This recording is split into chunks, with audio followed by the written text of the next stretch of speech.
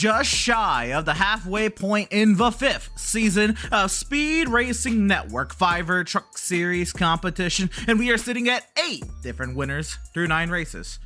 What will a week off heading into the Magic Mile provide for us tonight? I am Emerson Arden. I have my colleague Will Tiller alongside myself in the virtual booth this evening, and we're excited to be bringing you live coverage of round number 10 from the virtual Loudon, New Hampshire, here on VIRacing.com motorsport simulations platform. Another short track lies ahead for the Speed Racing Network Fiverr truck drivers and Will. This track type brings its fair share of challenges for these guys tonight, especially along with that inverse banking on the innermost lane. Will feature scarce grip out of those traction zones. Oh yeah, absolutely, Emerson. I can't believe we've made it to race number 10 of the Fiverr Truck Series here. And Emerson, I like to think of New Hampshire as a mesmerizing track. You get kind of taken away by the scenic, landscape of New Hampshire, the long straight, the back straight, but this track will fool you. Very difficult through those corners, very low banking, makes it hard to pass here. Absolutely, this track is something else. It quickly found my heart when I first got on the sim in 2020. Not even 2 months into the sim, I was running this track all through the summer when the officials were there, and boy, it was something else. A lot of drivers struggled with it, especially those traction zones, right? But if you can hit that line right and you can play with the throttle on corner exit, you are going to be ripping around some of these guys tonight. So that is kind of the look coming into tonight's race. I have points for you momentarily here from the Magic Mile. It has been a phenomenal ride to get here. Now, the last 2 weeks, of course, it was the last 2 races, it was Trevor C. Williams, the driver, putting it in victory lane. But before that, before Trevor, we then had 7 different winners in 7 races. Then Trevor ripped off 2 race wins in a row. But since then, man, it has been an absolute barn burner in this series. Just week after week, we don't know what was going to be coming up with each week. Maybe take a look at our points coming into today's race. Okay, graphics are not going to be playing nice with us tonight, but that's okay. We'll get those up and running momentarily. Oh, maybe. There we go. We did get points. So they're up on your screen now. Matt's Matthew Greathouse atop the standings with his 363 points to his credit. Jeffrey Radke, Wally Babb, James Jackson, Jason Green, then 5 drivers up inside the top 5. You look further down, last year's champion Ben Park there in 7th, Jacob Zolla, the Sonoma race winner 8th, Dalton McKinney got the win at Milwaukee. Earlier in the season, he sat 7 points. Will, not only was that our first broadcast together, that was the first short track race on the season for these guys, and we could look for Dalton McKay to be a very fast driver tonight. But we're on week 10, Will, and we're looking at the playoff picture. The playoffs are very, very, very soon. Week 13 is that cutoff week, and it is very tight at the cut line. Only 2 points separate Sean Corcoran and Trevor Williams. Yeah, absolutely. And I'm looking at those drivers inside of that cut line. Daniel Dow, Michael Lepicki right there, Corey Stahl. All these drivers have been in that range. They're breaking through. You just talked about Dalton McKinney, that 46 breaking through as well. But you see the gap that right there that Matthew Greathouse in that 51 has over Jeffrey Radke, just stacking at the top of that points table. But you talked about it, Emerson. So many different winners this season. Nobody's really risen to the top of the table just yet. Maybe multiple victories to do that before the playoffs. Absolutely. So very stoked to see how these drivers will put together their races this evening here from the Magic Mile in Loudon, New Hampshire. Qualifying underway, actually nearly coming to a close here at Loudon. It's Jeffrey Radke then top of the timing sheet at a 30.29, just a 1/100th quicker than Trevor Williams. The long Lepicki and Harris then the top 5. Looks like we've gotten 26 times still to qualify. Connor Cunningham and Derek Da Silva. We can head on down to the track and see how some of the drivers are taking. This is Daniel Park. And that, oh, look at that. That's a beautiful, I guess maybe he missed throwback week, or he just decided to bring out the X-Side truck, but a beautiful truck. And the 7 machine, Daniel Park, comes across the line. It'll be 11 for Daniel Park. Later. Right there. And Emerson, you know, I'm just excited for tonight. You know, we've had a week off, the drivers and us up here in the booth as we watch another driver take this qualifying run. We want to invite all the fans in the chat that are watching along with us here on the Speed Racing Network. Maybe shout out who you think's going to win here tonight after a week off. I know everybody's anxious to get this thing going. Absolutely. It's going to be a very fun ride round here in New Hampshire. And this is Spencer Brown coming across the stripe, trying to improve upon that lap time. Spencer Brown stayed on 26th quickest, and Derek Da Silva has made it to the track in that 5 machine. Let's see where Derek will be able to place the 5 machine out of Tank Racing. As we watch that 5 right now, and Jeffrey Radke, I just mentioned him, Emerson, he's currently at the top just by 1/100th of a second there, Jeffrey Radke. Yeah, absolutely. Radke has definitely had pace all season long to be competitive, and I'd imagine he's going to continue that on through the rest of this regular season.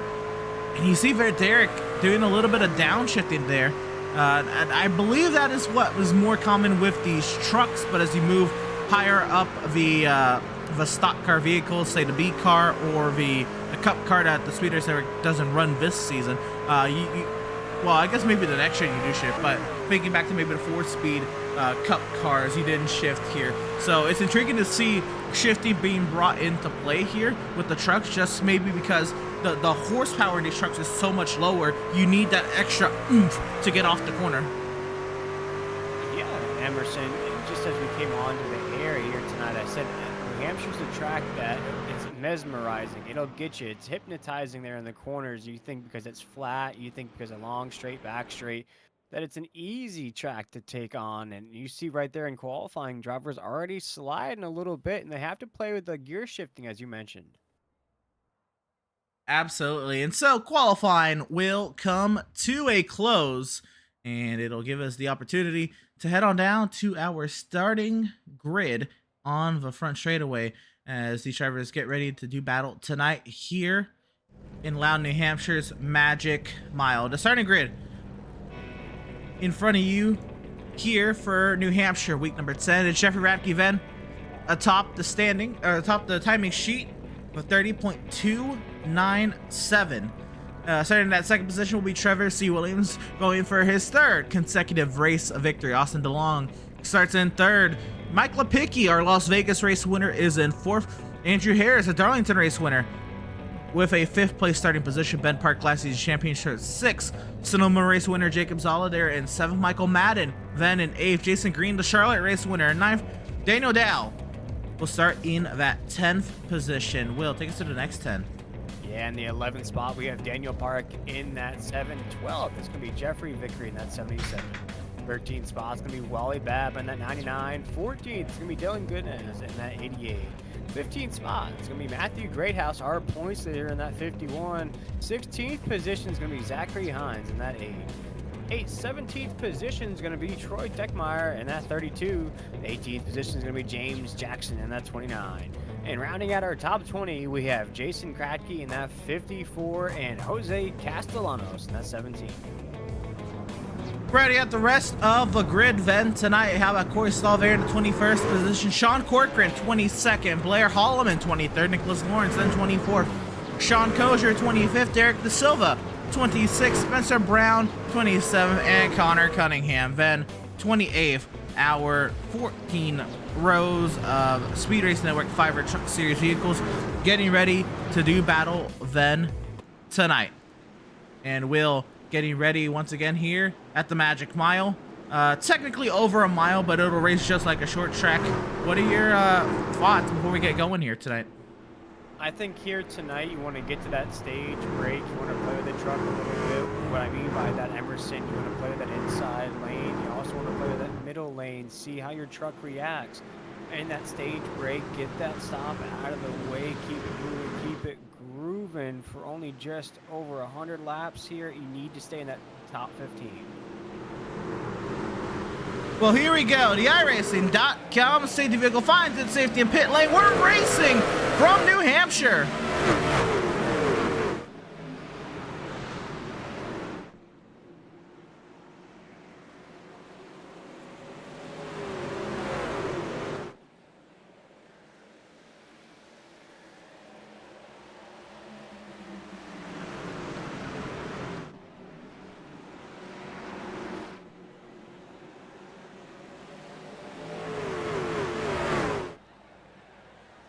It's one lap complete then from New Hampshire. Jeffrey Radke out in front by 0.3 of a second over Trevor Williams. Austin DeLong. Jacob Zala has moved into that 4th position. Madden, Lipicki, Green, Ben Park, Jeffrey Vickery, and Dylan Godinez, the top 10.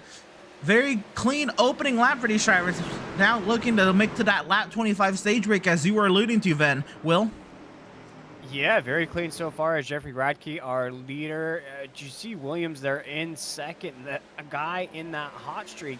He has DeLong, who keeps thinking about that inside move. I don't think that 89 is very comfortable in that 3rd spot as we come around the corner here, down that long straight here, or back at New Hampshire. Emerson, watch this battle between these two as we enter number 3. Yeah, absolutely. I'm very intrigued to see how this battle will carry on over the course of the race. Also, one thing to note, as Trevor Williams actually is right on the tailgate van of the 3 of Jeffrey Radke. Let's right on board with the 1 machine, trying to find a way. He'll shove the 3 truck up the track. He'll put the nose down to the inside of that quarter panel. Won't be able to get that run up off the corner, but you can already feel the early pressure if you are Jeffrey Radke from Trevor C. Williams breathing down your neck. Yeah, well, watch how Jeffrey Radke reacts to this pressure as Williams is just on that back bumper, just trying to find an opportunity to that inside. DeLong still there in 3rd. Jacob Zala moved up just a little bit to 4th. Madden in that 5th spot as again Williams looks to the inside. It's because Jeffrey Radke keeps sliding up there as we head down this back into number 3. Emerson, there he goes again. There's a battle for the lead. Trevor Williams trying to roll that bottom, trying to use an inverse banking like a curb on a road course to propel that truck forward, side by side across the stripe. It's still Radke out in front, but Williams continues to work on that inside lane. Now DeLong peeks to the inside of the 3 truck, and Williams will off of turn number 2, maybe not yet, not clear yet, nearly clear in front of that 3 truck, and he'll soar it into turn 3. With Trevor Williams cleared to the race lead. And there he goes. You know, like the Tour de France, you earn that yellow jersey. Trevor Williams has earned that number 1 on the side of that truck as he takes over the top of the grid right now on lap 7. But as that was taking place, Emerson, Jacob Zala just moved inside the top 3 in that 25 with a great move to get around DeLong. Yeah, Jacob Zoll is one of those drivers, the short track racing, the style where you have to really attack the corners, he was able to get it done at Sonoma. He was very optimistic with his pace at Iowa, but unfortunately did not make it even to the end of the 5th lap. Nosed it hard into the outside wall at Iowa. So Jacob Zell looking for some redemption here, and he's trying to join Trevor C. Williams as the only multi-time winners on the season as he tries to size up right now the 3 truck of Jeffrey Radke. Very calm now on the racetrack into 3 and 4, and you see Emerson, everybody just trying to balance out here early on. You watched a couple of battles. Now Trevor Williams assumes that lead. Jeffrey Radke right behind him, but nobody really trying anything here on lap number 9 as we head into 1 and 2. Top 5 all within 1 second of one another. Here's Zala trying to get to the inside of Radke. Radke right now looks pretty calm. He's gone through the whole battle with Trevor Williams. I know he did lose that spot, but Radke now, he knows a little bit more about playing defense here, and Zala's gonna have to really work to get a nice run out of the corner. Actually, that was a little nice diamond out of Zala, if I say so myself. He went a little higher at the center of the corner, tried to get that run up off the corner, just wasn't able to make it work, but he is working over that 3 truck, and maybe before this stage, we could see this battle for second start to prosper. Jacob Zala definitely making moves early on in this race, up 4 spots from the drop of the green flag. That 25, he's been on a heater this season, just trying to crack through, trying to put his name in the mix before the playoff race. But currently, though, as we ride on board with Trevor Williams, that one machine still at the top of the grid. And you know, Emerson, I missed a few races the last couple of weeks. What's it been about Trevor Williams that's led to such success in the racetrack? Well, Trevor Williams, I guess the first thing is he is a veteran here at Speed Racing Network. He knows these drivers, and he is no slouch when it comes to the iRacing.com motorsport simulations platform. This is definitely a series that has fitted him for the first time in the time I can remember Trevor Williams competing. Though he is not a full-time driver, and he's not competing specifically with a team, right? He was running just some part-time races with an affiliation out of Phoenix Virtual Racing, and he was more or less mentoring those guys, and he ran Iowa under the presumption just to have some fun. Well, he ended up winning that, picking up a little extra pocket cash from the victory at Iowa, and said, well, why don't we turn that around and put that to some race entries and see what we can do? Well, the next week, he went on to get it done at Chicagoland. While Chicagoland was a much more chaotic race, Chicagoland, Trevor Williams was able to sneak through, get that victory, and get some more money to work towards this season. So Trevor Williams trying to put together a nice little run here. Yeah, trying to cash in once again. You see that Bango logo on the back of that truck. If you're watching along with us here on the Speed Racing Network, trying to make up for their performance this past weekend. Trevor Williams in the one leads another lap as you see Jeffrey Radke trying to keep pace. Jacob Zala right there. Michael Madden's moving up through the grid in that 4th spot. But you also look at Jason Green at 55. Michael Lepecki is in the mix inside the top 10 very early here as we creep up towards the end of stage number 1.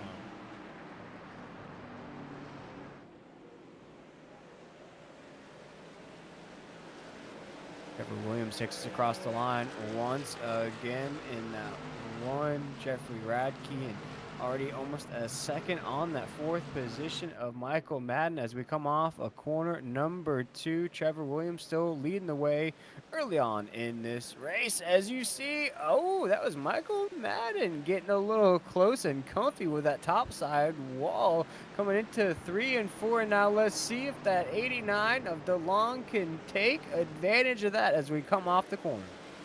Yeah, off the corner, the battles continue on up inside the top 5. DeLong, he showed some strength early, has lost a little bit of momentum now, but still inside that top 5. The moving forward here, back here, is the point leader, Matthew Greathouse, is trying to work his way forward right now up to 11th. Greathouse, if he can complete this pass on Wally Babb, the Daytona race winner, then Wally Babb. Matthew Greathouse is now 1 spot shy, now 2 spots as he falls back behind Wally Babb of stage points. And while he already is, you know, very much ahead of the curve when it comes to, you know, playoff seeding and all that, the more bonus points the merrier in Matthew Greathouse's perspective to really put together a potential championship winning season. He's going to want to get every stage point he can get. Absolutely, Emerson. And I think we've seen this all season out of Matthew Greathouse, this style of racing. Maybe those qualifying runs aren't the best, maybe not the best effort he can put forth in those qualifying runs. During these races, he'll lay back in the 15 to 20 range. Late in the race, get inside the top 10, and then he squeezes out either a top 5 or a top 10 finish. And that's what accumulated so many points for him at the top side of that points table as we watch another battle brewing up here on the racetrack. Yeah, this is Michael Lepicki ahead of now Dylan Godinez and Ben Park. I'm sorry, yeah, Ben Park going at it. Ben Park trying to work his way forward and trying to put together his season. Ben, he's up there in the points innings, up inside the top 10. But it also really started late last season when it came for Ben Park in terms of trying to get the victory or the title last season. He really didn't have that raw pace early. It started to build momentum later on through the season. That was with Tank Racing. He since departed Tank Racing. He made the transition over to Bird Dog Racing, I believe. Yeah, that Bird Dog Racing, that's where he's at, affiliated with Jonathan Byer Racing, and he's trying to see that he can do it with 2 different groups of support, and really show that he is an adaptable driver in this series. Right there in that 9th position, though, losing a little bit of momentum out to Godinez, but trying to play defense now on Danny Dow. Yeah, playing defense here at New Hampshire. Still Trevor Williams leading the way. And watching those lap times, talking about going long on a racetrack. Quick lap times out of Trevor as he comes off of 4 right now. See if he can duplicate that. But Jeffrey Radke, you know, you watch the pace out of Trevor, lap in and lap out again as we cross that start-finish line, Emerson. Jeffrey Radke has held pace. He hasn't faded at all here in this 21 laps we've completed so far. Absolutely not. You are right. Oh, and right there, he'll scrape the wall just a little kiss, but that is going to open up the eyes of Jacob Zala wide. See if he can take advantage of the 3. It looks like Radke now really pushing on corner entry. Maybe the right front tire has already started to burn up on that 3 machine, and we'll just have to wait to see if he can survive it out to the end of stage number 1. The stage caution coming out at lap number 25. If he can make it at the completion of 25. But right now, Radke, unless he's trying a new line, he is really struggling on corner entry and center. Yeah, Emerson, you see what that does to the truck. Now he has to fight it up the racetrack, trying to get it down to that yellow line. But you know the truck saying, no, I don't want to go. I don't want to go down to the yellow line. Well, you have to get it down there to get it around the corner. Jeffrey Radke is fighting it. But now all of a sudden he finds himself in a battle for the lead. Damage or not, he'll take the top side of the grid. Jeffrey Radke to the inside of Williams. He takes it free and clear down the backstretch. Oh, Trevor Williams nearly sideways up off the corner. Zala has to take massive avoiding action to keep his number 25 machine in shape. And all of a sudden, the roller coaster of emotions. I thought Radke maybe was struggling for grip. No, Radke was searching for more grip. He got up there, he forced Trevor Williams to look in the mirror and try to take his line away, and what that did was opened up the door, and Jeffrey Radke reclaims the top spot atop the timing tower on the left-hand side of your screen, and brings now the top 5 within 1 1/4 second of each other as we come around to 1 lap to go in stage number 1. Emerson, as they say, if it ain't broke, don't fix it. You know, you got to think Jeffrey Radke thought about going to the pits during that stage break. I got to fix this. What's wrong? All of a sudden, he started to see more speed out of that 3. He said, we're not fixing whatever's broke on that thing. Keep it the way it is as he's separating now down the backstretch. Down the back straightaway for the final time then in stage number 1. Jeffrey Radke qualified on pole, lost the lead out to Trevor Williams, and then mind-gamed, switched lanes, dropped it down, and took the lead in the stage of victory in stage 1 here in Loudon. Jeffrey Radke, your stage winner. Trevor Williams, Jacob Zala, Michael Madden, Austin DeLong, Jason Green, Michael Lepicki, Dylan Godinez, Ben Park, and Danny Dow. The top 10 receiving stage points. Point leader Matthew Greathouse misses out by just 1 spot. What a stage that was. As you mentioned, Emerson, Jeffrey Radke played a little cat and mouse game there, kind of faked the damage, was right on the back of Williams. He kept pace. As I mentioned on the broadcast, he kept that pace, and then when it was time to really put that pedal to the floor, he did so, coming through with a huge stage victory. Absolutely, and a great job then to not only stay calm, but to keep the pressure on Trevor Williams, keep him honest, and ultimately find that way around him. And this is what it's done. It's given Jeffrey Radke the stage victory here at New Hampshire.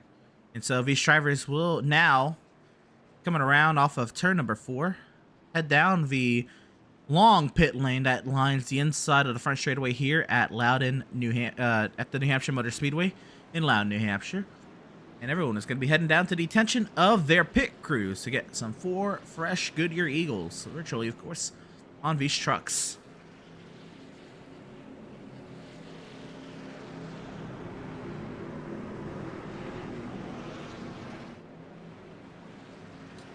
Sean Corcoran stays out. Everyone else comes down to the attention of their crew. Spencer Brown also.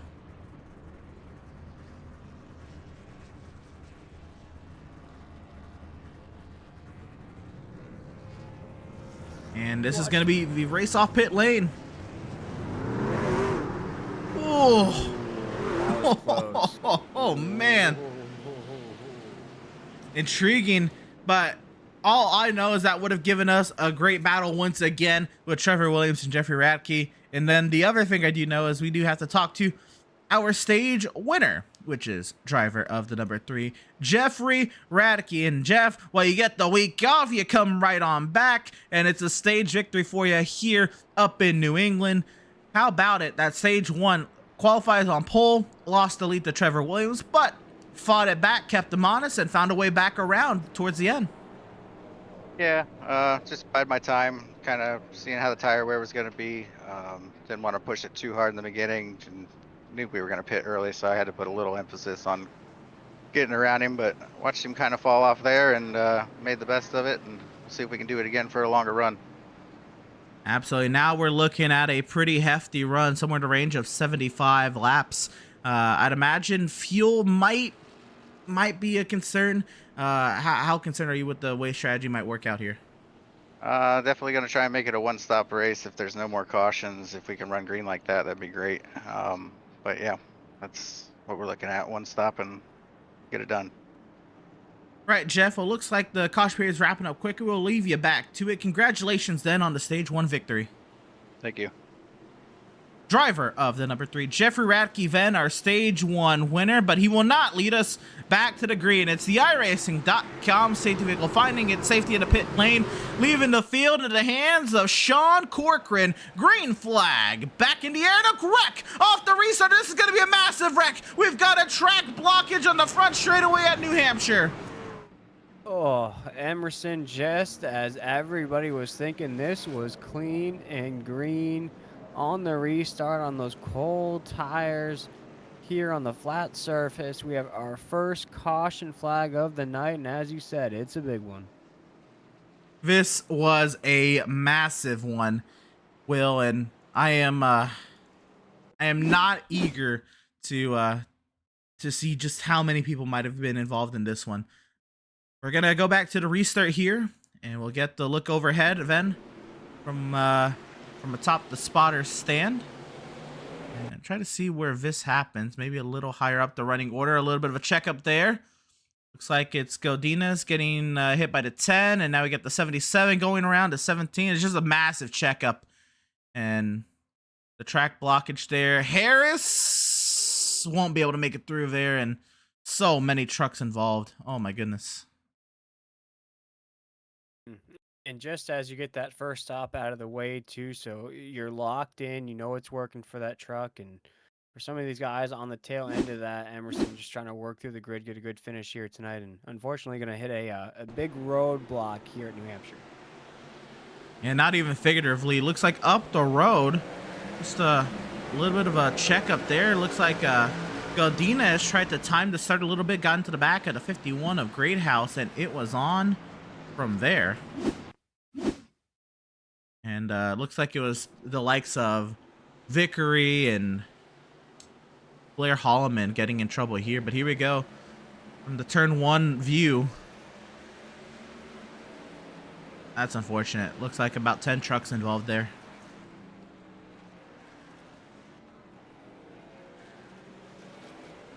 The good news, if there is any good news to take away from getting involved in an accident, Will, is, well, these guys, they didn't even get it up to 3rd gear by the time they made contact, so should not be race ending damage by any means. No, maybe throw a little duct tape on it, you know, just a little bit of that repair time down pit road. You should be okay. As we watch this overhead replay, there's going to be just a little bit of a heavy damage to the back end of the 10s, front end damage to the 77, and maybe some heavy damage to the back end of the 4. So you see it's a 50-50 here in this wreck. Some trucks with heavy damage, some trucks now, you know, with light damage. So you'll have to see which trucks really survive this and which trucks can keep it going here the rest of the way. It looks like my final count is 10 or 11 involved in this incident, and 9 with damage. I see the 22 kind of just spun around without getting major damage, and Godinez gets away relatively scot-free. But that is the incident, and here is the restart. The field back in the hands of Sean Corcoran racing once again. Let's try it again.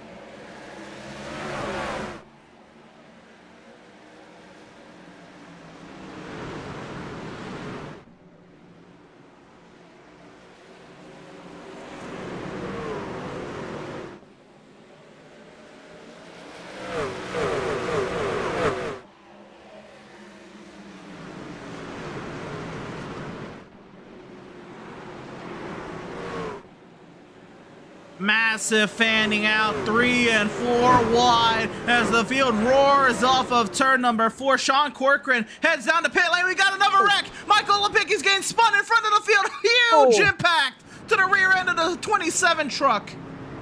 Oh my goodness, Emerson, they pile up on the front stretch once again. That 22 machine of Lawrence is going to be in the mix there. Man, another huge pile up on the front stretch. Unbelievable. Michael Lepicki, that truck. So it looks like there's maybe 222s registered for the session. Michael Lepicki is scored as a 27, but has a 22 on his truck. But what I do know is that is a lot of damage on his truck. And we'll go back and we'll find out what happens. This was a long incident. We saw this happening for a while here, and looks like, I mean, they were 4 wide.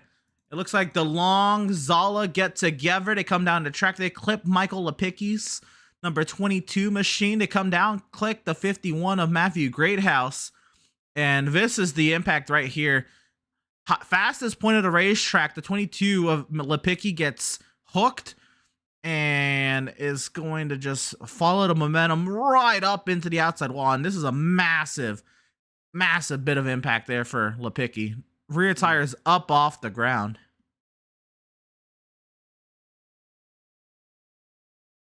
Yeah, and it's just something about that straightaway, Emerson, coming off that corner. The drivers want to take advantage of the opportunity to pass, and you get a little crazy in those passing opportunities. You see how close it is. Other shots of trucks that weren't involved here as they come off the corner, and this is really your only opportunity to make those passes. And look at that, Emerson. That's so crazy. We have 3x3 at one point down that front stretch. Trying to piece together where this may have all started, but you're right. Very, very crazy, hectic action. We saw it there on the restart, Will. These guys, I mean, they were 3 and 4 wide almost the entire way around the track, and it unfortunately finally came back to bite some drivers. And here, just a massive stack up, and Zala, DeLong, they get together, and Lepicki, unfortunately, the worst off in that incident. And this is tough, Emerson. And I love how you just brought up restarts. On restarts and waiting for these trucks to get warmed up, there's a lot of horsepower underneath the trucks. There's a lot of weight. And one thing that you talked about off air here tonight before we come on, and there's you more look to at this that incident. as well. There's more things going on. Is that gear shifting? So I think some of these drivers also struggling with the gear shifting. That's Jacob Zala in that 25. Oh my goodness, we didn't catch that at first. This is okay. We have a little more pieces to the puzzle here to maybe divulge what happened. So we'll be able to get this a little bit more up off the corner. Let's see what happened here. I was wondering that because he's DeLong in the oh my 28th goodness position.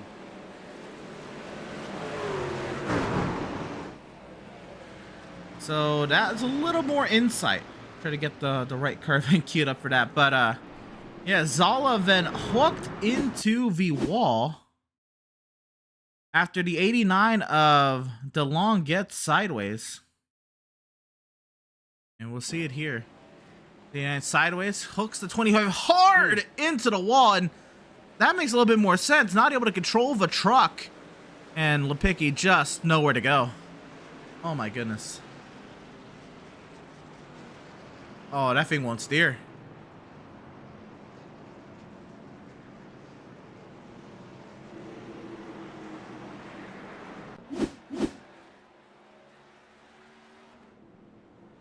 Well, Will, it has been a very action-packed start. We got yeah. some great racing in the first stage, and now two massive wrecks on the front straightaway. Junk 'em ups, if you will.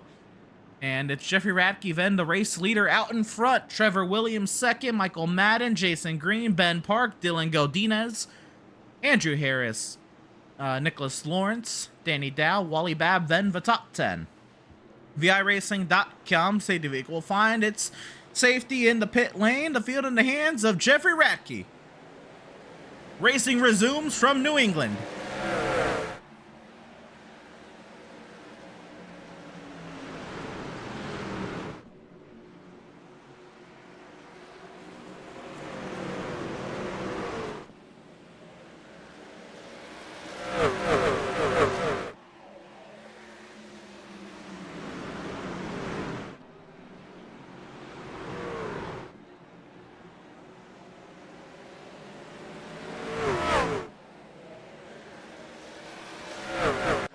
One lap removed from the restart. This time we'll make it back around. Looks like Ben Park really charging the corner. He's really experimenting way up there on the racetrack. Now it's to fend off Dylan Godinez there in the 88 machine, but side by side in that battle for fifth.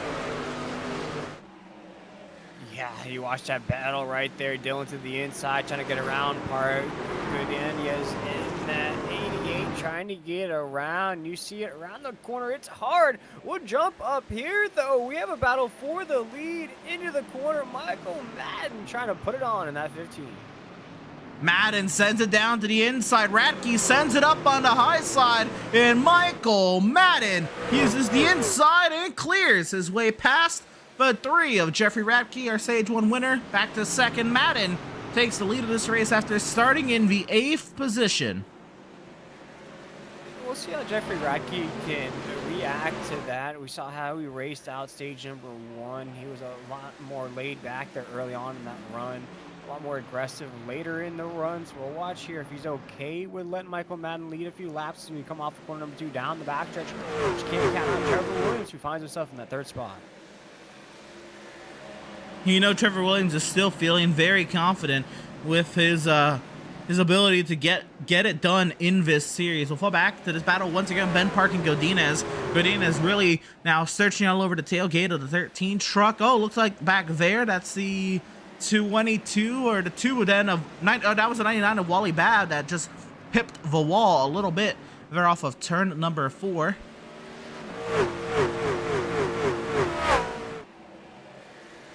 And these drivers now trying to feel out what was supposed to be a 75 lap run to the end. Now this one's gonna be a 65 lap run to the end.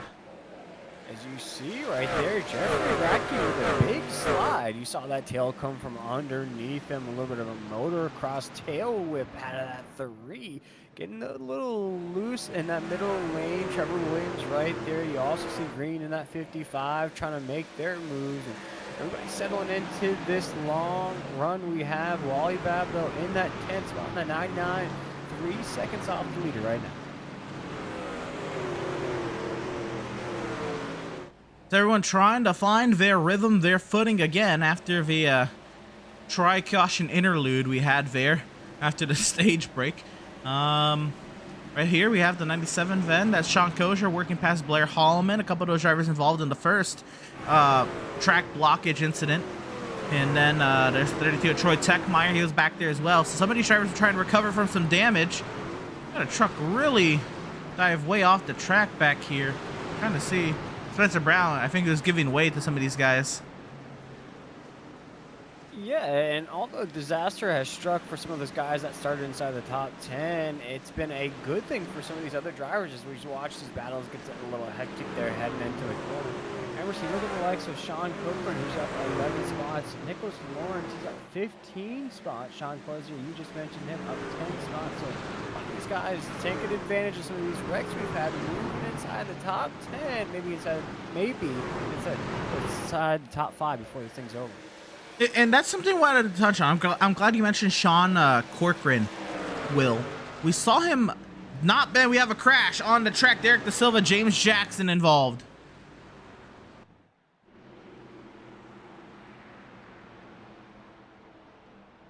Oh my goodness, that 29 truck Mm. has seen better days. Massive incident. Derek De Silva's taken his toe back to the pit lane already. And let's see what happens to bring out the 4th stoppage in action tonight. Oh, 3 wide. Oh my goodness!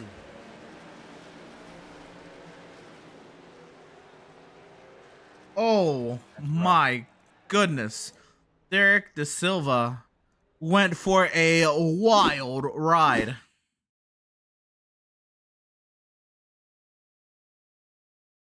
Yeah, he just finds himself in that danger zone lane. Emerson in that middle lane, especially here at New Hampshire. It's going to be so hard. And you see the impact. Oh, man, he's going to feel that one.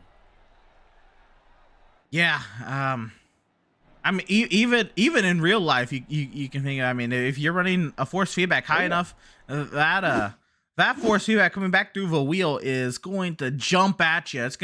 You're gonna feel it all through your hands and your arms. That one is gonna be something he feels for a day or two, even in real life. But right here, just looks like, I don't know, James Jackson didn't know they were 3 wide, or he was trying to just get a little closer to the 5 up off the corner, try to maybe get a little side draft, and cut a little too close, caught the right rear of the 5 truck of De Silva, and unfortunately, James Jackson, he's able to continue. That's good for him, but Derek De Silva is going to get the worst end of that deal. Now, my question to you, Emerson, as we watch that replay, is it too early in this run for a 3 wide for Derek De Silva? Finds himself right in the middle of this. Is it too early for moves like this, or do you think it's okay to start moving up the grid and try those 3 wide moves? I mean, it's a double-edged sword, right? Obviously, you're inclined to say it's too early. We're not even halfway through the race. But you have to think that the track we're at in New Hampshire, it is so incredibly difficult to make overtakes here. I mean, you think about, people setting overtakes up for 3-5 laps at a time just to make up one position.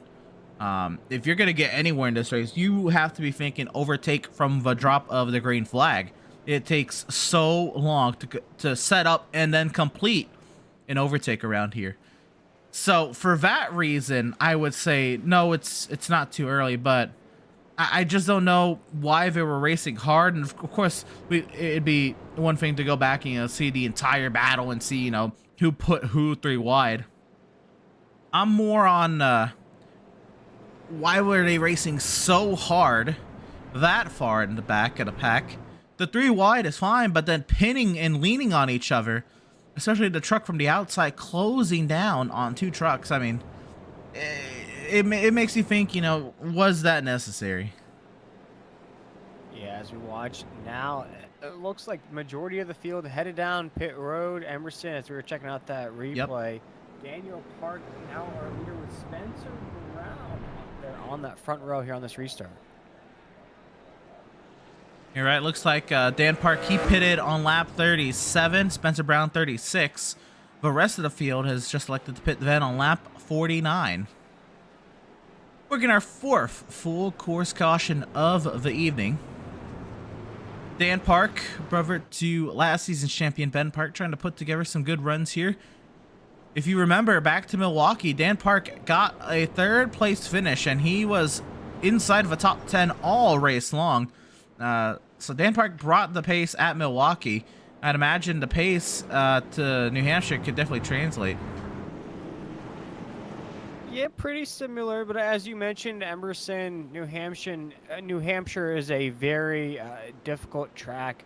A lot of things here to work with, and I think now looking at just around 55 laps to go, you're going to start to see the meat and potatoes of this race. Guys really trying to scrape it out for positions as we creep up towards the end of this race. BIRacing.com safety vehicle finds its safety in the pit lane. Dan Park leads us back to racing action here. Halfway done from Loudon.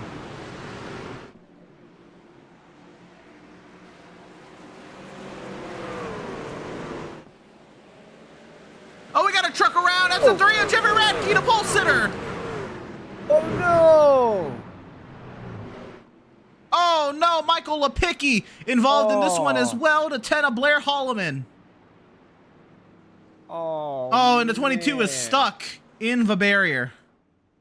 Oh, he gets unstuck. And oh, Emerson, I don't know if it's just the cold tires coming off of two. We saw it live here on the Speed Racing Network. Jeffrey Radke started to get absolutely sideways. Oh man, that's heartbreaking there for the 3 machine. Absolutely. I'm not gonna lie. I am very impressed with these drivers to make it to this point without an incident off of a traction zone. But that is the thing about New Hampshire. These traction zones will bite, especially on cold tires. And unfortunately, it took one of the fastest drivers in the field to figure it out and come to grips, or come to the lack thereof grip off of the corner. And Radke goes around. See what happened. Now this is up off the corner, very late, but that's just New Hampshire. That's a specialty in New Hampshire for wrecks to happen that late up off the corner, especially on cold tires. And you see Emerson, just the panic at Jeffrey in the cockpit of that 3. He knows that he is just absolutely done in this position. He's got that thing turned as much as he can. He's got the brakes applied, everything he can try to do to avoid disaster. And as we watch here, it doesn't look like he's going to take too much damage. I think there might be some dominoes that fall behind him, but he might be okay, Emerson. Now we've watched this back. Yeah, it looks like Radke just holding some 4 fresh feel goods. Oh my goodness, these two are gonna come in for full head of steam. Does Radke avoid this? Lipicki. Oh my goodness, Lipicki slides across just behind the 3 truck of Radke, and this is where Michael Lipicki just gonna tap those tires. Great job, Adam Michael Lipicki as well, Emerson. What looked like a disastrous caution actually just looks like everybody's spinning out and not a lot of damage across the board. So see what happened back here a little bit more in depth, and looks like Lipicki maybe just reacting a little too late. Tries to drop down a little bit to avoid some of the slowing trucks ahead, and he'll clip the 10 truck of Blair Holloman. And Lipicki, not that anyone really got the worst of this incident, but Lipicki got caught up on the tires a little bit, had to finagle the truck up off the tire a little bit, and everyone gets away relatively unscathed. And so with that, we haven't had our opportunity to shout out our commercial partner here at Speed Race Network. So a quick message from Butt Kicker coming your way.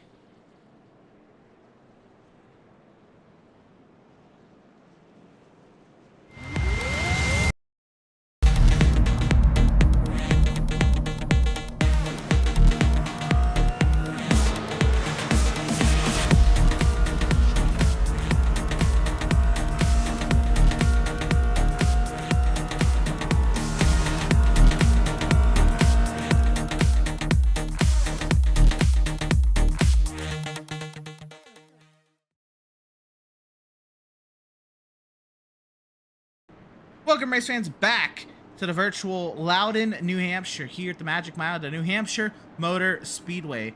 Now, just south of 50 laps to go, getting ready to do battle once again.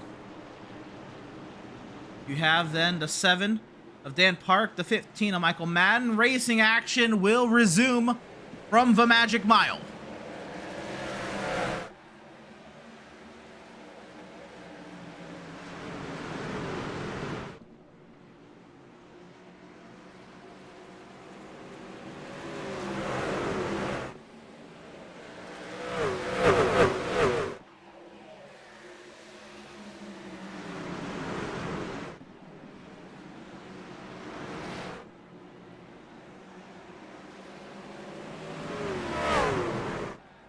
We got a stack up in the back, and this one, Spencer Brown, it looks like causes the stack up, or is one of the trucks at the front of it. And there is a wreck behind. Corcoran, Ben Park, last season's champion, Austin DeLong, one of the faster drivers in the race, up inside the top 10 all day for the 89 machine involved. almost the same spot, Emerson. It's just something about cold tires, getting them going on the restart, and most of all, and I think it's something that we've touched on and that you mentioned right off the jump of this broadcast, is that shifting aspect. That's one thing that folks I don't think are familiar with how hard it is in iRacing to not only get on the gas pedal, accelerate, and shift at the same time. And man, that's very, very hard there on the front Oh stretch. my goodness, this is a massive accident. Many drivers come to a complete stop in the back. The likes of both Walt and Michael Lepicki. Father and son get stopped there. Jacob Zala gets stopped there. Looks like 6 drivers come to a stop, but about double of that got involved in this incident. And so this all starts up here. Austin DeLong is one of those drivers I saw went around early. Or was that Godinez? Like maybe it was Dylan Godinez. No, it was Ben Park. One of those drivers who went around early.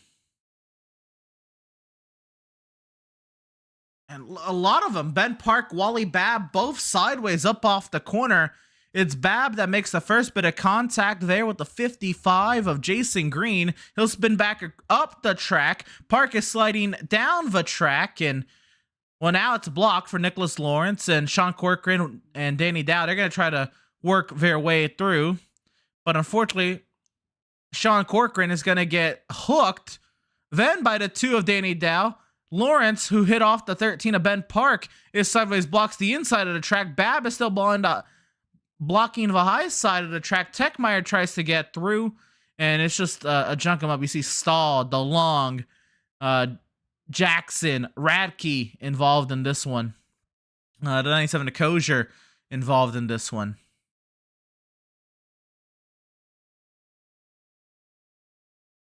Wow, wow, wow.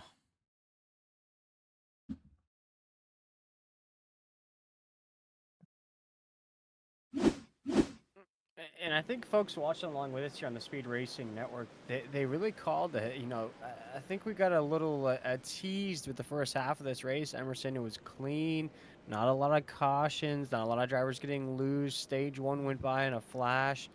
And now you're starting to see the different aspects of New Hampshire that are going to come into play in only 105 laps. We're survival to the fittest to the end of this race. Absolutely. This track, of course, very hard to make overtakes at, right? So these restarts, they are pivotal. These restarts are pivotal points in these races because it is your best time to overtake. And that goes for any race, but especially here, again, where it takes laps on end to set up just an overtake on one driver. These drivers want to take advantage of these restarts. So everyone's bunched up, and that's why you see these drivers 3 and 4 wide running over each other, pushing past the limit of the tires to where the tires give out or you lose grip, or as you said, when you bump it down in that third gear, you over rev, you over spin those rear tires, and all your grip is just gone in a blink of an eye. And when all of a sudden you have deep regret after that. And these drivers, they'll continue to do that as the laps continue to tick down. Let's get ready to rock and roll once again. Emerson, I'm watching this new top 10 we have. I'm ready to rock. Absolutely. It's Dan Park, the race leader, racing once again from Loudon.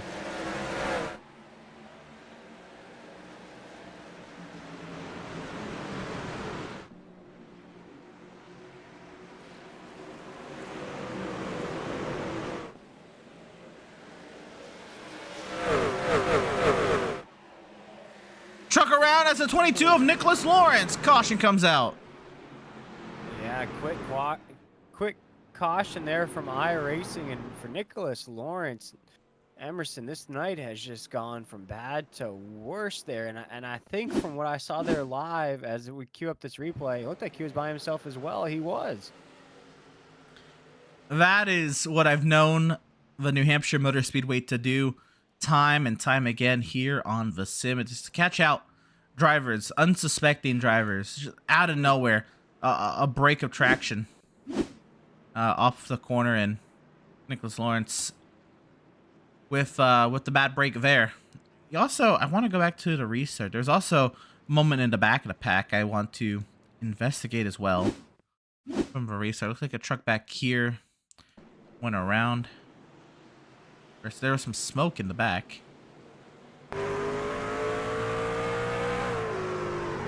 Oh no.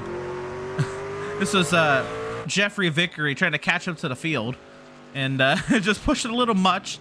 They're all as well. You know, didn't spin it, but he was pushing a little hard to catch up to the back of the field.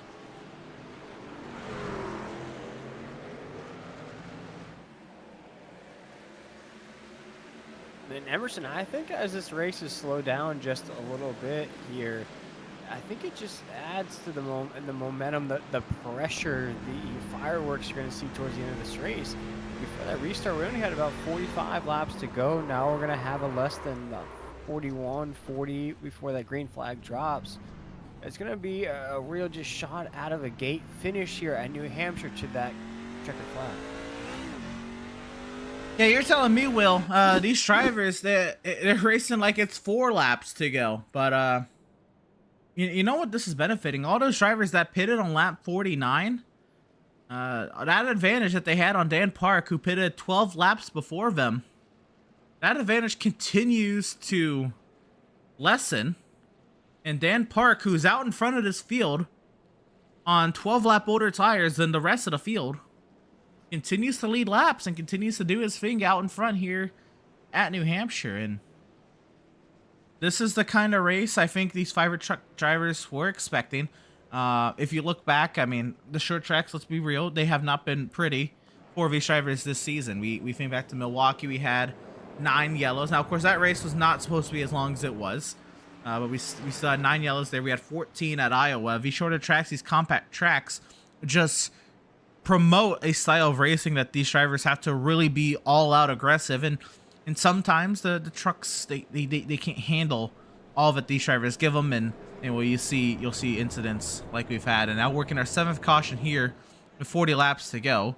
I think it was a safe bet to think of a race following this pace, and Dan Park has decided to capitalize on it early here, and he finds himself in the catbird seat.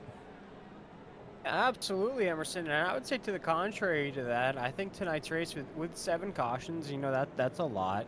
But with a short track aspect and the modified style of this racetrack, I think that's a small amount of cautions. Of course, we're going to see a couple, I imagine, down the stretch here, but most of all, it's been a clean race. I think really drivers have struggled with the cold tire aspect more so that they've had battling each other, Emerson, down the stretch. But I think we might see a little bit more of those contact cautions, as I like to say, towards the end of this race with 39 laps to go. Absolutely. No matter the track, the more that lap counter ticks down, the more the drivers will get a little more aggressive with their maneuvers.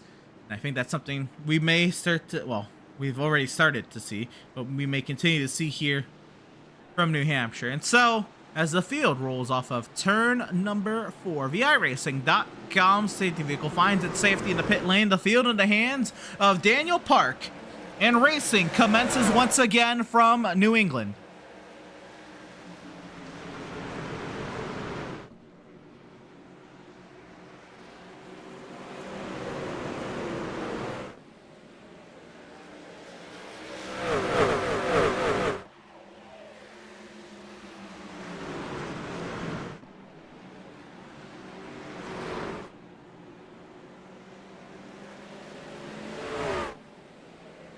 Up off the corner, Dan Park leads, 37 laps to go. Michael Madden has powered by Trevor C. Williams, and now Madden is looking to size up the 7 of Dan Park, 3 wide behind as the caution comes out. Yeah. Troy Techmeyer has gone around.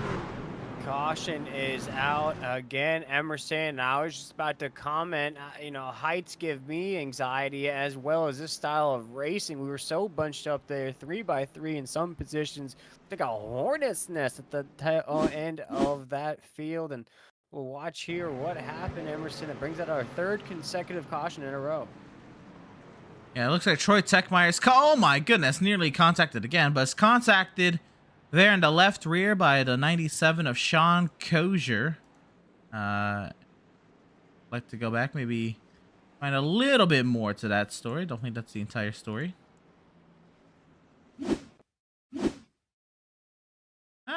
looks like maybe just a little bit of a misjudgment from both drivers. Kosher gets in there a little deep, and Techmeyer starts well, he's entering from that high side. So they both come together. Looks like the 17 of Jose Castellanos gives a little nudge to the 97 as well to get through there. So the 97 of Kosher spins down low. The 32 of Techmeyer is up high. And we look here. This is 77 of Jeffrey Vickery. He's on a crash course for Techmeyer before he locks it up and hooks a left.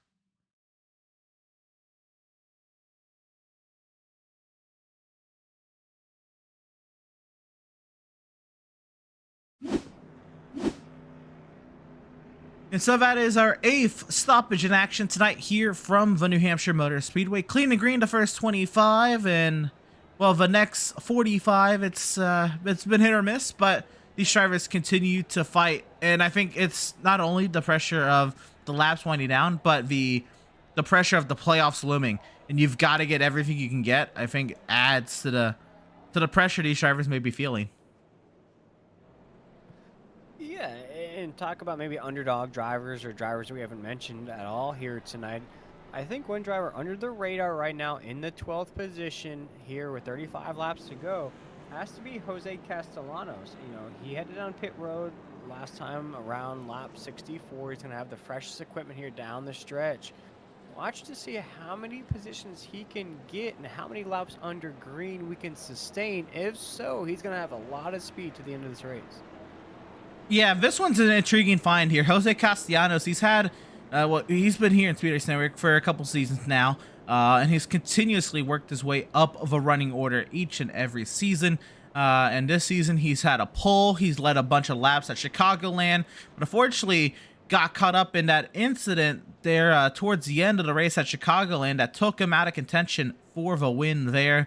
And that's how Trevor Williams was able to kind of work his way forward and get through to the victory. But Jose Castellanos, I'm sure the week off maybe helped a little bit, sure, to forget about some of that. But I know he is hungry for his victory here in Speed Racing Network. He's been fighting hard for one. Of course, now, you know, the pole was a great start late in last Chicagoland is great and all. Can he finish the deal? Right now, he's in the 12th position, and he might have to sift his way through a little bit more to do it. But Jose Castellanos, that's certainly a great candidate to look for maybe a first-time winner.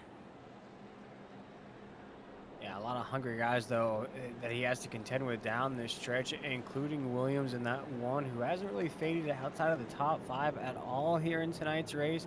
Also looking at the 55 of Green, who's been very strong. He's held it down there inside the top 10. Of course, Park in that 7. So a lot of hungry dogs up there inside the top 10, including now our points leader, Matthew Greathouse, who's just been very quiet here tonight, Emerson, doing what he does best and then just scrape out great finishes. Absolutely. If you remember, we were talking before the end of the stage, he was just outside of stage points, and he ultimately did not get stage points, but he stayed consistent right there. He's picked off the drivers one by one. He's gone around the ones that have had their incidents, and here he is. He finds himself inside the top 8 with a chance to get it done. We move back up to the front. The driver of the number 7, Daniel Park, looking for his first ever Speed Racing Network victory. And so VIRacing.com safety vehicle finds it, safety in the pit lane, hands the field back into the hands of Dan Park with 32 laps to go. Racing commences once again from New Hampshire.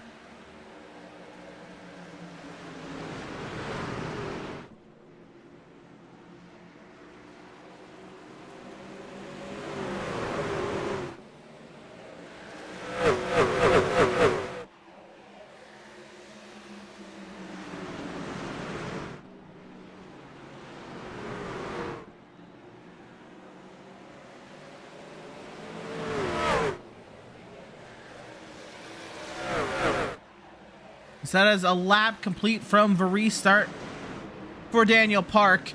Out in front of the field, Michael Madden, of course, trying to find his way on through the 7 machine. The 1 of Trevor Williams. Sideways up off the corner. Nearly gets into it there with the 55 of Jason Green. Oh, yeah, he got a little sideways there down the backstretch. He keeps it cool, though. The 55 of Green able to avoid. There's another battle brewing up behind him as trucks are slip sliding all over the racetrack here. Emerson, things are getting dicey, but they are under green. Under green also is this battle for the lead. Michael Madden to the inside of Dan Park. Side by side contact up off the corner. The left side a little used up on the 7 machine. Who's going to drive it deeper into turn 3? Park fights hard up high. Madden rolls that center though. Side by side up off the corner. They're still side by side and Madden clears. Oh my goodness, Emerson, that was so close as Michael Madden, our new race leader. But you see Park, even though on old equipment, still trying to stay in the fight. As Williams sees that happens, he's going to roll off the back bumper of Park and take that second spot into 3 and 4. And so Dan Park goes from leading this race to the 3rd position, under attack now from Jason Green to fall outside the podium. Dan Park in trouble now, 28 laps to go. Can he reel this back in and salvage a decent result out of this one? For now, he's momentarily stopped the bleeding. We find our way back here. This is our point leader, Matthew Greathouse, into it. Here with the 3 truck of Ratke, the pole sitter. There's the 17 of Castellanos that we were just talking about under the caution period. All 3 of these guys under a blanket trying to get around the 13 of Ben Park. Oh, Ratke trying to slide up in front of the 51.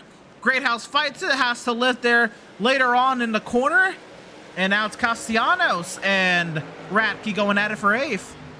You're seeing that speed out of the 17. He's gobbling up positions right now. He was in 12th on the drop of that green flag.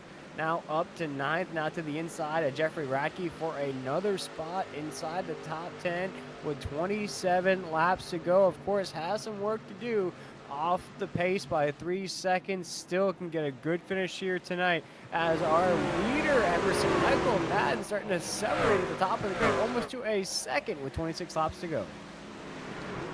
A 3/4 second lead for the 15 machine of Michael Madden. And he has since made it 9/10 of a second through the center of 1 and 2. Trevor Williams, try as he might, he is getting left right now, but is this Madden maybe trying to push early in anticipation of another yellow? And if we were to see this race seek it out the final 26 laps under green flag conditions, does Trevor Williams have a say in this one later on, or is Madden just this far ahead, far faster than the rest of the field? I guess we'll have to find out. The battle continues to rage on here. Ben Park, Ratke, Castellanos, and Greathouse all under like trucking the wall right in front. That's the 87 of Andrew Harris. He keeps it going though. That's what Andrew does best. He dusts that shoulder off through that back stretch. He keeps moving. Andrew Harris in that 87, currently just outside of that top 5 as we make it 24 laps to go. Drivers again antsy, Emerson. They don't know how long we're going to stay green. Now is the time to get up that grid. Now is that time. Park and Ratke side by side up off the corner. They continue to do battle. More overtaking going on in this field. Ratke trying to get it done. And now Jason Green and Danny Dow. This is a battle up inside the top 5. Danny Dow right there in that 2. He has Green in that 55. Green's been very strong. Danny Dow as well, but he is moving to the inside, side by side battle for the 4th spot inside of that top 5 into 3 and 4. The battle rages on. Jason Green up high, Danny Dow down low. That sparkle and shine number 2 Toyota Tundra. Oh, Green bobbles up off the corner. He'll kiss the wall and he'll say goodbye to P4 and maybe P5. Here comes Andrew Harris. Oh, Harris, tight. Very tight. Wow.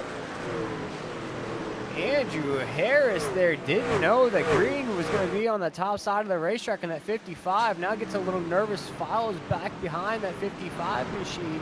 These are battles all inside the top 10, Emerson. Meanwhile, I'm looking at the top of the grid. It looks like Trevor Williams might be sneaking up to the top of the grid and Michael Madden. I think you're right, Will. He has halved the deficit, or I guess maybe chopped the deficit down by a third. It's now down to 0.6 of a second between Madden and Williams. And I wonder if Madden is realizing that on his relative. He's pacing himself to keep himself some advantage in those tires. Now 0.5 second the gap as Trevor Williams eats a 10th on corner entry.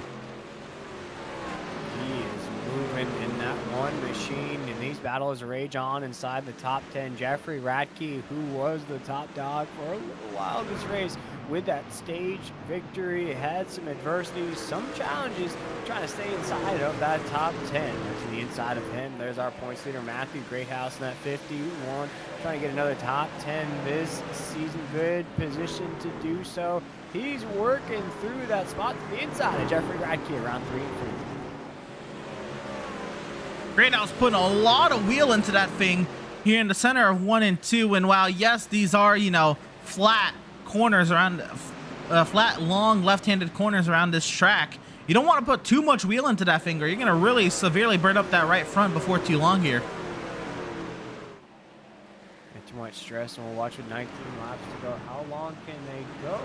Emerson, a lot of these drivers last time down pit road was lap 50, so I think you're going to be hitting right at the edge of that window towards the end of the race. Watch out for guys that headed down a little bit later. It's Jose Castellanos, and watch that Hornet's Nest again, trying to sting some drivers. Ben Park, a big moment off of turn 4 sideways, and he'll potentially give up the spot to Jose Castellanos. Up off the corner, Castellanos is going to put the power down nearly into the wall. Behind is Dylan Godinez. And how about Michael Lepicki? He had backed it hard into the outside wall early in this race, and here he is in that 12th position. Staying in the fight, you see the racing stripes down the side of that 22. He's trying to creep inside the top 10. What a day that would be. Making lemonade out of lemons here at New Hampshire. Around the corner there, he looks to the inside. Yeah, that's Dylan Godinez now sat behind Ben Park in contact. Ooh. Sideways, this is 13. Now Lepicki dives down to the inside. He's sideways, trying to avoid a 13. Whoa, Emerson, things are getting a little feisty, a little mucho caliente back here on the low side of the top 10. Yeah, absolutely. Things have definitely heated up here, and we got, looks like newcomer Zachary Hines in the 8 machine, in the 4 machine, scored as the 8 machine here, trying to work his way forward as well. That's a name we haven't mentioned today, maybe outside the starting grid. Zachary Hines trying to piece together a race here, and is up in that 13th position. Behind is Kratke, and up ahead is, well, Lepicki trying to salvage his day. Back up front, it's still half a second, the deficit Trevor Williams has to Michael Madden, but 15 laps to go. Got to keep these drivers honest. And Michael Madden, you know, you spoke on it when he took this lead. He hard charged his way up there. Of course, Jeffrey Radke dominated the first half of this race and winning that stage. We saw Trevor Williams was inside the top 3, so he had to compete. But once that 15 machine got out in that open air, he's just been free sailing, free moving right now through New Hampshire. And if Trevor Williams has anything, he needs to start applying it here soon. Yeah, you think back to that first stage, Will, and Trevor Williams, he was aggressive early. He powered by Jeffrey Radke, led pretty much the entirety of stage 1 up until 2 laps to go, when Radke forced Trevor Williams to, look in the mirror and see that he was trying different lines, and forced Williams to take away his line to swoop down to the inside. And you have to wonder now, Trevor Williams, after being on the other, having the shoe on the other foot, is he going to be able to maybe mind game his way into this battle with Michael Madden? And it's just really a 2-dog fight, and just the two of them going at it as we jump back inside of the Hornet's Nest. That is the top 10. Matthew Greathouse looks to the inside of Jeffrey Radke. He'll take that spot away to move up to 7th. Jeffrey Radke, though, makes contact with the top side wall. He's trying to hold on to a top 10 finish. Emerson ran into some late race trouble after winning stage number 1. Jeffrey Radke still to the top side of Matthew Greathouse, who gets loose off the corner, but saves it. These drivers are getting a little loosey-goosey here late in this race. Yeah, there's a lack of... Oh, no, wreck behind Michael Lepicki and Ben Park. Former teammates getting into it.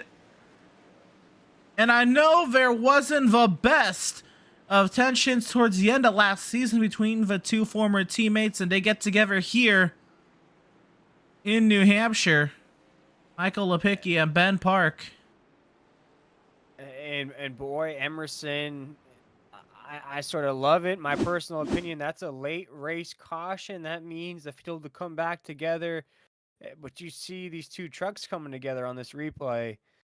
Man, as you mentioned, a little feistiness before this race, previous history between these two, and they just get caught up. Both drivers just trying to get a good finish out of tonight's race with damage already, Emerson, and that's just tough for Michael Lipicki, who just seems to be a human magnet here tonight. Michael Lipicki, he has had a rough day, and we're definitely going to have to go back a little bit more into this one and investigate. I do know that what happened here was not the first time these guys have got together. Of course, they got together last season towards the end of a race back in the in what is now the Z-Grill series. These two were racing one another and got together, and it's been touchy from there. But here we go, side by side into the corner. Ben Park and Michael Lipicki. And Lipicki, he drives it in deep. I mean, this is a very hard charge into the corner. I don't know if Ben is expecting that. And, well, they come together. And Lipicki is going to slam hard into that outside wall, nearly tip over.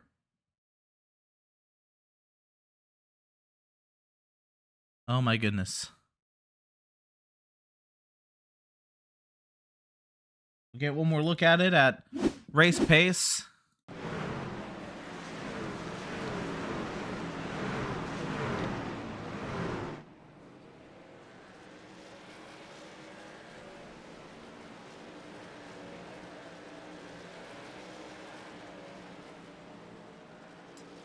That's just very aggressive drivers going for the same piece of real estate. Lipicki maybe drives it in a little deep, and it's contacted then by Ben Park, who was, well, he was already ahead. It was essentially his corner and a dive bomb from the 27. They come together, and it's a massive damage and a massive impact for the both of them. Lipicki, I believe, is out of the race as a result. And so here we go. We're going to have a late race restart here. Austin DeLong, Troy Techmeyer stay out.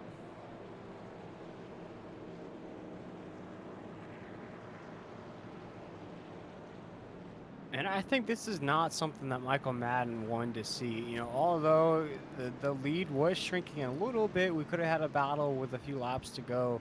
Michael Madden now has to work his way up through the grid. You're not going to see the same speed, of course, at a DeLong and Techmeyer as you're going to see with the guys that just headed down pit road.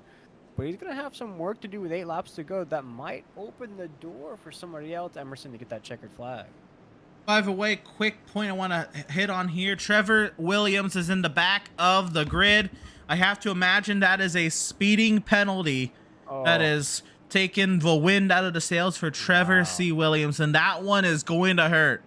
As a driver who was trying to go for 3 in a row, while it's not impossible, his road got massively more difficult. That's like finding sand in your clam chowder there, Emerson. Oh my goodness, yeah. And we'll get back to racing here then. Austin DeLong. Oh, and a stack up. Racing commences once again from Loudon. Oh, he's going to get hit. Michael Madden is going to bump and run the 89 of Austin DeLong. Danny Dobbs going to go round. Oh my goodness, as we have a truck going into the inside grass there. That is the 2 machine right there in the grass. Daniel Dow. Oh, it could have been a lot worse, Emerson, but the caution flag flies once again on that restart. And Will, how about it? That restart was action from the get-go. Oh, we didn't even get a chance to let those engines warm up at all. It was just action from the jump. Yeah, we'll definitely take a look at this entire restart sequence. And you called it out there. You kind of saw the checkup. DeLong waited to the very last second, and the field, well, they got very antsy. They were running all over each other. And then up ahead here, Michael Madden bump and runs the 89 to the lead. Madden goes once again, and then Dow, I don't know if he gets loose or if he's trying to avoid the 89, but he comes across the nose of the truck to his inside, and he goes around. Should be okay there. And I actually like, and I think some people might not like it, but I like the move out of Michael Madden in that 15. You want to get through these guys as fast as possible. You can't waste any laps. And you saw the big check up there when that green flag flew. But Michael Madden, I think some people are going to say it's a little bit too overly aggressive there to push that issue and definitely push in the corner. But you can't allow anybody else to come up, because there came Daniel Dow right behind him trying to follow with that move from the 15. Yeah, you can't blame Danny. Maybe he saw, the opening and his eyes got wide, but didn't make contact with that truck down to his inside. And what this is going to do for us, Will, is this is going to give us a very short run to the end. We're now working, this time that'll be 4 laps to go. And actually, if the lights are not off on the safety car this time, I believe that means we're getting overtime. And so overtime will begin here from Loudon. I love overtime, Emerson. Doesn't get any better than a little extra racing here on the Speed Racing Network, especially since being off for a week. I've been itching to get back up in the booth here with you, and now we get extra racing to kick off things this week. We couldn't ask for more. Absolutely not. Well, we're working our 10th stoppage in action tonight. It's been a very, very fun race. We had, of course, the clean stage where we saw Trevor Williams and Jeffrey Radke duel it out with one another. And then we got a little bit of the chaos, the junk 'em ups, the track blockages, the massive impacts here in the middle. Will, I think we're setting up for something great here at the end. Speaking of which, Jeffrey Radke, our pole sitter, he's back in it. He is going to be restarting third. He's going to be restarting on the tailgate of the 15 machine here. I'd watch that one as well.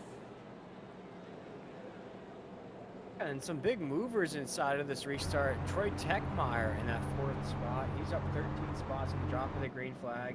Jose Castellanos down there in 8th. He's still holding on to that top 10, and that 17 truck up 12 spots in the drop of the green flag. But I like how we have new movers up there. Andrew Harrison at 87 has a shot here. Green at 55. I think if you can get a good restart, you stay in the fight early on in this restart, Emerson, you have a shot at that checkered flag. Absolutely. I just want to correct it. We will still, this is going to be an overtime style restart, but we are still in the scheduled distance. If we are able to make it to the white flag on this restart, we are still going to full 105 and not over. But if we get another one of those yellow cloths to fall from the sky, we will be doing this one again past the 105 mark.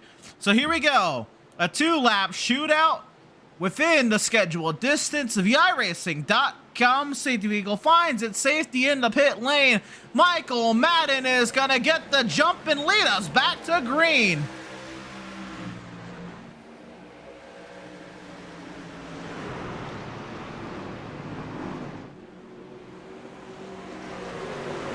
Three-wide pack behind Radke gets cleared out up into second. Green now clears up to third.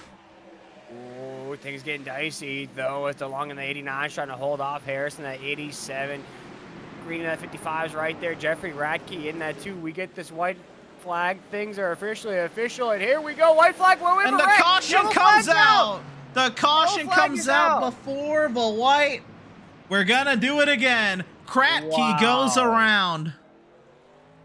How close was that, Emerson? That came right down to the buzzer here at New Hampshire. I saw a truck getting sideways. That yellow flag flew, and we officially get overtime here on the Speed Racing Network.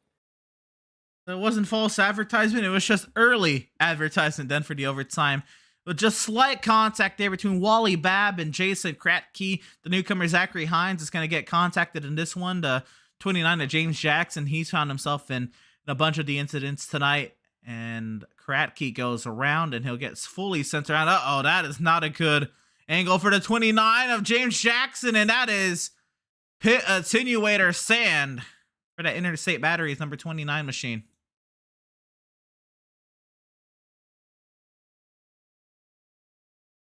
The 52 of Spencer Brown trying to get through there. He'll come in and he'll clip then the 97 of Sean Kosher as well.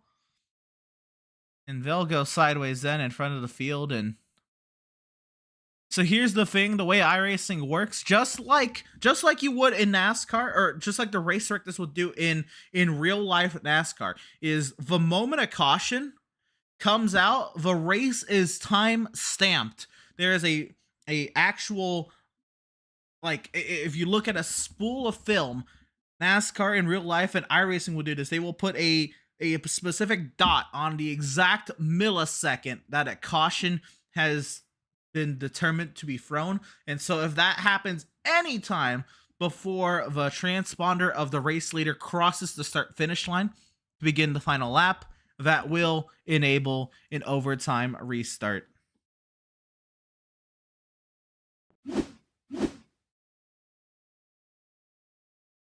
And so let's see, how could we do this? I guess if we had just a static camera and maybe to see some caution lights, you can see this instead. We'll have some onboards here. We'll ride on board with Madden and see where the caution comes out here. But this is on board the race leader Michael Madden. You see the white flag is waving, but still green, still green, still green, and yellow doesn't come out, but I'd imagine it's timestamped still on iRacing's end. Now the yellow has come out. The pace car's there up the road as well. How close was that, Emerson? Oh, Michael Madden could just taste victory there, could taste that lobster in victory lane. He was ready for it. And then they just came across the radio, wondering why the pace car was pulling out once again. Asked to do it again here on this restart, and you saw it though. He did great on that one. Why not do it again? Absolutely. He's definitely got what it takes to get it done here, and it's now our 11th caution period of the day. A quick recap on how overtime works. Just pretty much what exactly would happen there, but now past the lap 105 mark, there'll be a 2-lap restart. We have 3 attempts at those here this evening past the lap 105 mark.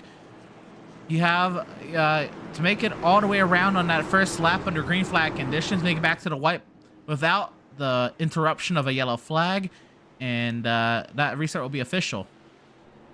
We get the yellow flag, we'll re-rack them, restack them, and do it again. And so, for the first time, overtime tonight, Michael Madden is going to lead us to the green.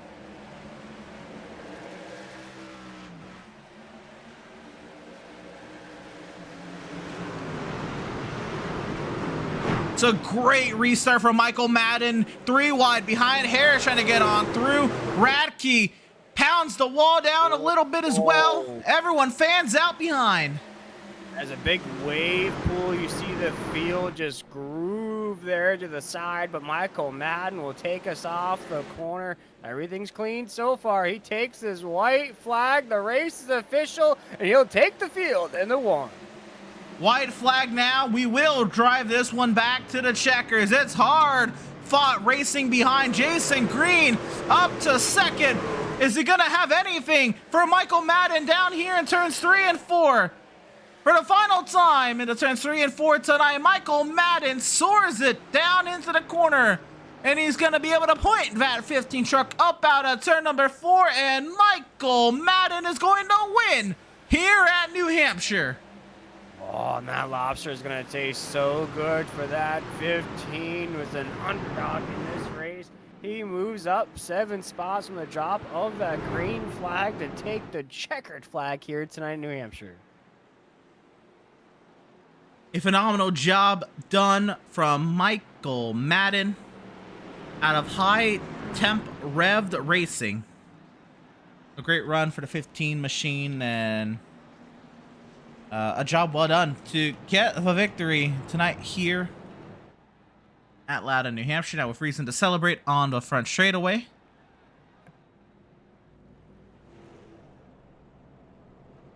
Michael Madden is this week's driver sitting in EPI victory lane.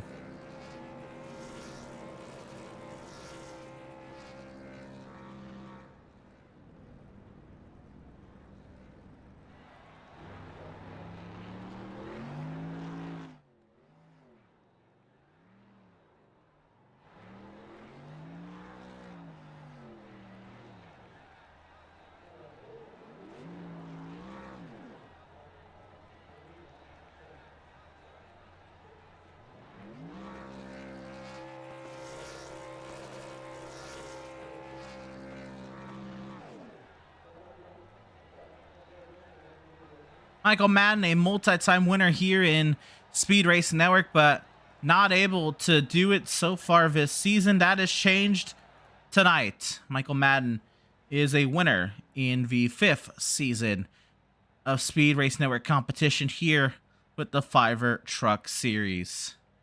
And he'll end his celebration down in the grass right before pit entry, and we'll get the chance to talk to, for the first time this season as a race winner, Michael, a winner here in New Hampshire.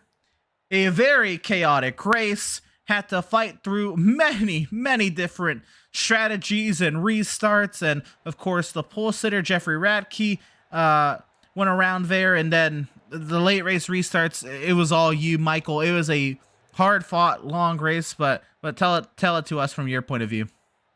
That was a wild one, boys. Yeah, that was something.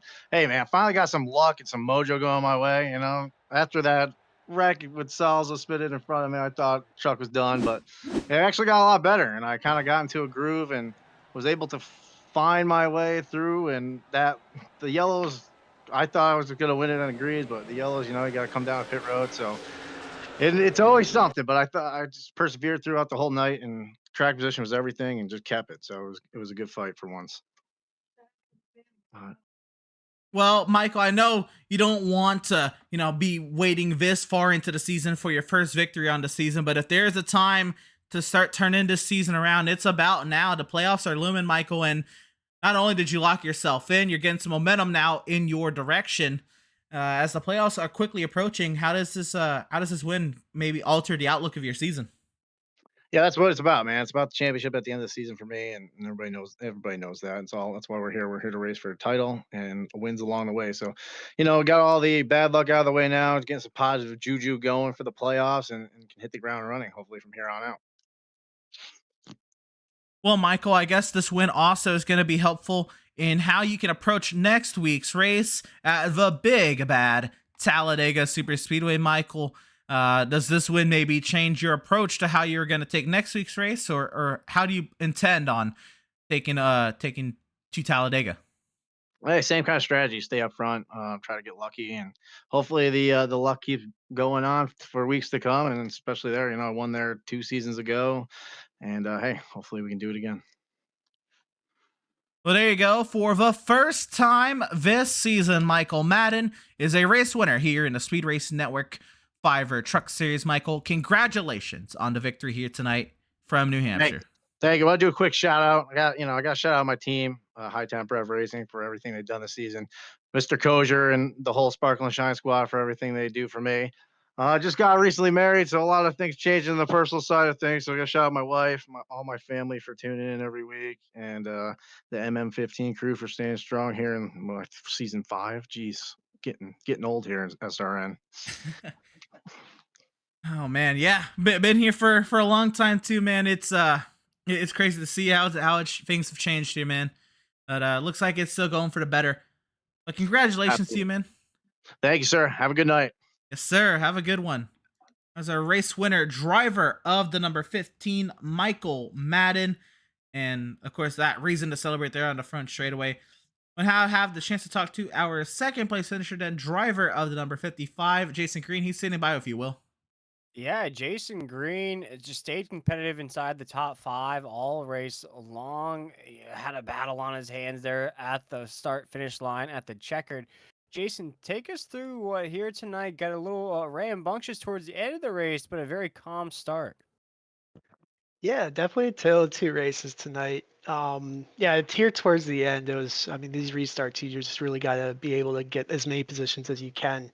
Once they get strung out, it's really hard to pass. I feel like everybody did a fairly good job. You can't pass really on the bottom too well. So if you can hold on to the top, you pretty much can hold your position. But yeah, restarts were the key tonight for sure. Just staying out front, staying clean, and getting as many positions on the restarts as possible.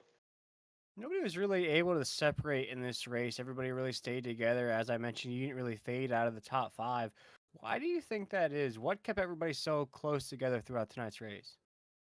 Yeah, I don't know. I think there's a little bit of, it's not necessarily parody, but everybody's basically running so hard, right? And you could tell with all the cautions we had tonight. So everybody's going to be up there. There's not a lot of give and take. There's not a lot of comers and goers. So, yeah, just trying to, like I said, just trying to keep it up front. I feel like everybody did a fairly good job. Jason, you come off a second place finish here tonight, and then you go to the high banks of Sweet Home Talladega next week. How do you like the chances of the 55 at that track? Not too good.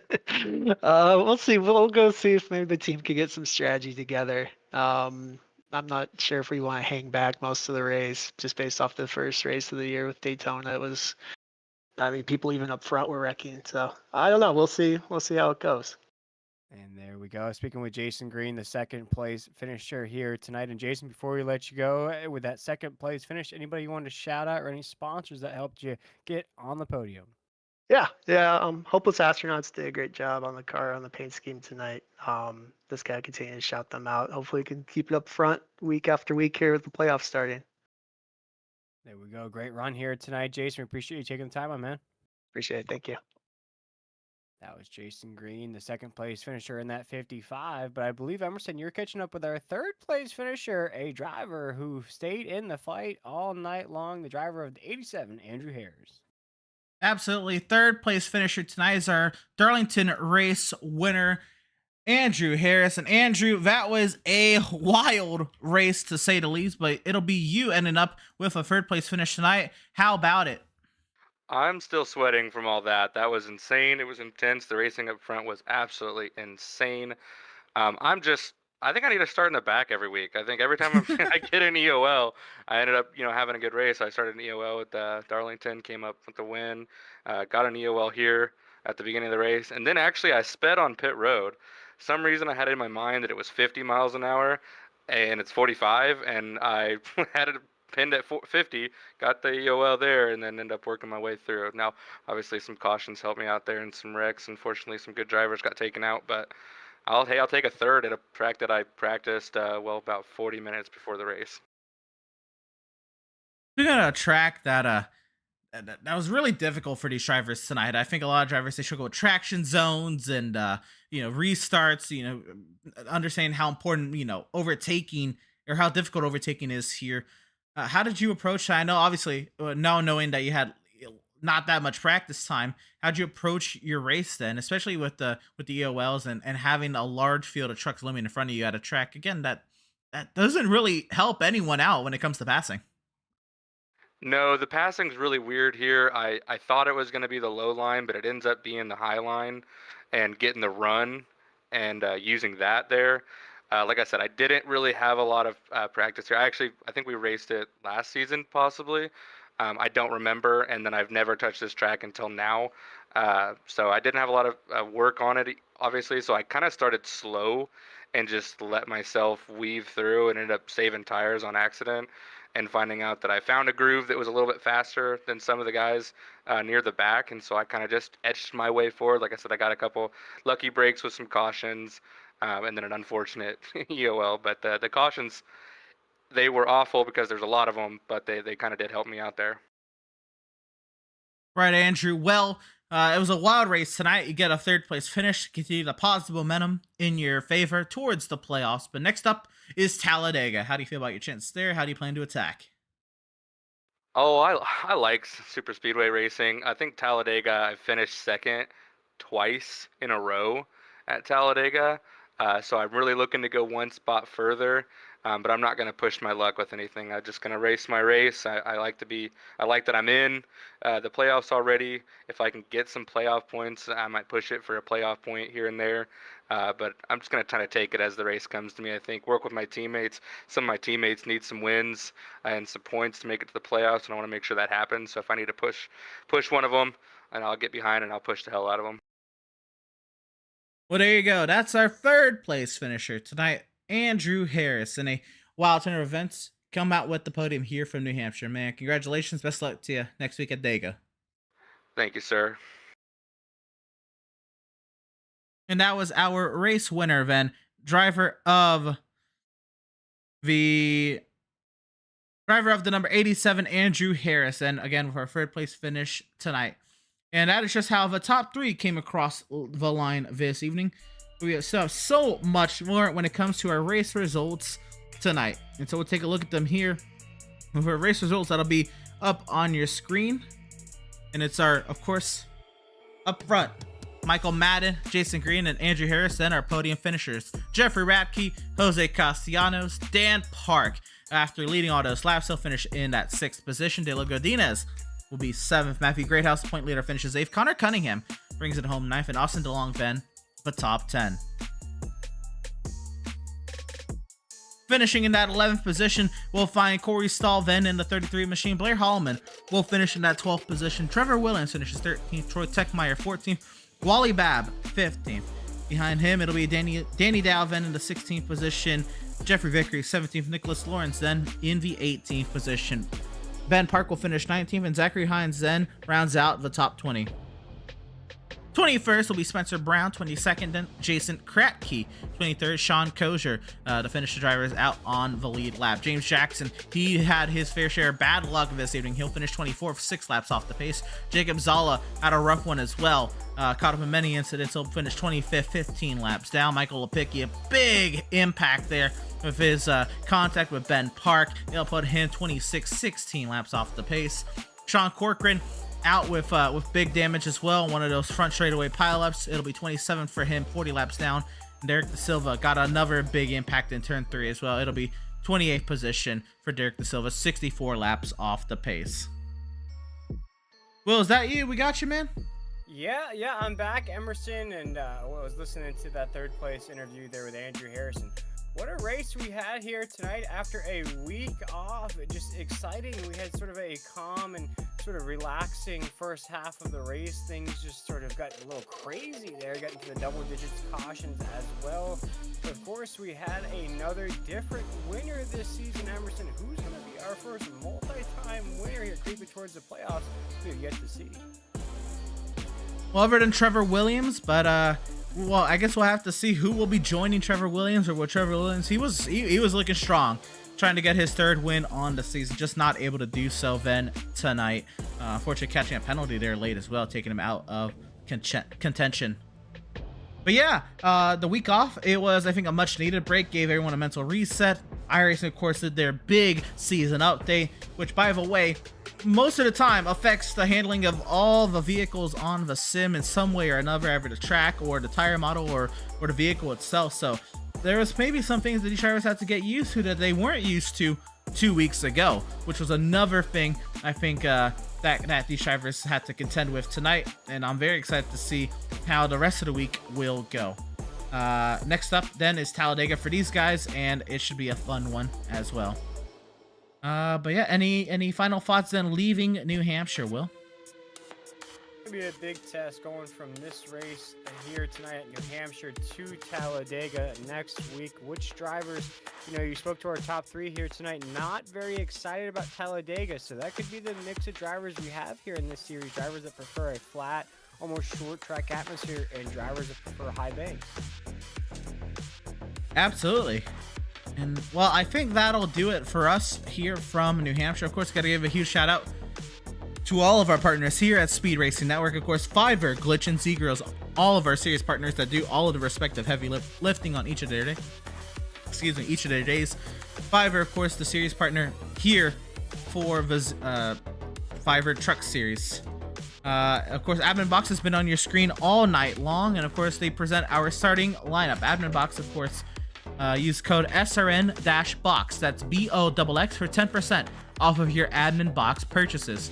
Butt Kicker, of course, we heard from them earlier in the broadcast. A huge partner here for Speed Racing Network, and we hear from their brilliant commercials through most of these broadcasts. EPI, of course, our Victory Lane presentation, and Select Blinds with our incident replays this evening.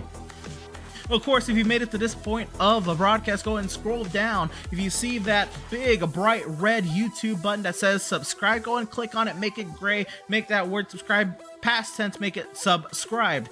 Help us out reach our sub goals here at Speed Racing Network. And while you're there, you can look at that join button over to the left hand side. For $4.99 a month, you can become a Speed Racing Network premium member here on the YouTube channel. For $4.99 a month, you can get access to loyalty badges, custom emojis, exclusive wallpapers and photos, early access to new content, member shoutouts, members only live chats, and priority reply to comments. Of course, to join today, you can hit that join button next to the subscribe button for $4.99 a month. Become a Speed Racing Network premium member. Of course, you can keep up with all things Speed Racing Network across all of our social media outlets. Our Facebook page at facebook.com/Speed Racing Network, our X page at x.com/Speed Racing Net, our Instagram at instagram.com/Speed Racing Network, our YouTube channel tonight, youtube.com/Speed Racing Network, Twitch at twitch.tv/Speed Racing Net, our LinkedIn at linkedin.com/company/Speed Racing Network. And of course, the website where you keep up with everything from points and stats and schedules and any news across all 3 series. You're going to find it at the Speed Racing Network big website, speedracingnetwork.com. And so, yeah, once again, I think that'll do it from us here from Loudon, New Hampshire. Thank you all for tuning in and joining us for tonight's action, and we hope you enjoyed tonight's broadcast. For all at Speed Racing Network, thank you so much for watching. I had Will Tiller along myself, Emerson Arden, in the virtual booth this evening. We'll see you tomorrow night when the Glitch Truck Series keeps it going here in New England, or next Tuesday night when the Fiverr Truck Boys head on down to the big, bad Talladega Super Speedway.